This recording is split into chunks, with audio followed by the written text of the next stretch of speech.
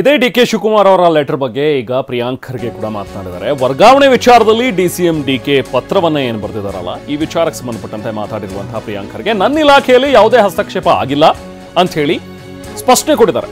ನಮಗೆ ಸಿದ್ದರಾಮಯ್ಯ ಅವರಾಗ್ಲಿ ಡಿ.ಕೆ. ಅವರಾಗ್ಲಿ ಅಧಿಕಾರ ಕೊಟ್ಟಿದ್ದಾರೆ, ನನ್ನ ಇಲಾಖೆಯಲ್ಲಿ ಫ್ರೀ ಹ್ಯಾಂಡ್ ಕೊಟ್ಟಿದ್ದಾರೆ, ನಮಗೆ ಯಾರು ಹಸ್ತಕ್ಷೇಪ ಮಾಡೋದಿಲ್ಲ ಅಂತ ಹೇಳಿ ಬೆಂಗಳೂರಿನಲ್ಲಿ ಸಚಿವ ಪ್ರಿಯಾಂಕ್ ಖರ್ಗೆ ಸ್ಪಷ್ಟನೆ ನೀಡಿದ್ದಾರೆ. ಕಲಬುರಗಿ ನೀರಾವರಿ ಇಲಾಖೆಗೆ ವಿನಾಯಕ್ ಸೂಗೂರು ಮತ್ತು ಶಿವಾನಂದ ನಾಯ್ಕರನ್ನ ಅಧಿಕಾರಿಗಳು ಕೂಡ ವರ್ಗಾವಣೆ ಮಾಡಿದ್ದಾರೆ. ಅದಕ್ಕೂ ಕೂಡ ಡಿ.ಸಿ.ಎಂ ಅವರು ನೋಡಿ, ಇಲ್ಲ ಅಲ್ಲಿ ಅವ್ರಿಗೆ ಕನ್ಸಲ್ಟ್ ಮಾಡಿದಾರೋ ಇಲ್ಲೋ ನನಗೆ ಗೊತ್ತಿಲ್ಲ.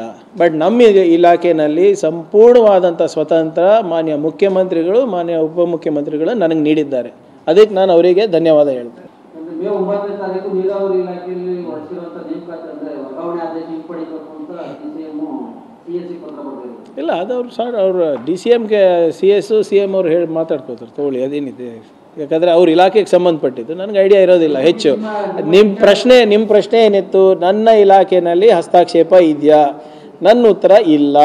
ಸಂಪೂರ್ಣವಾದ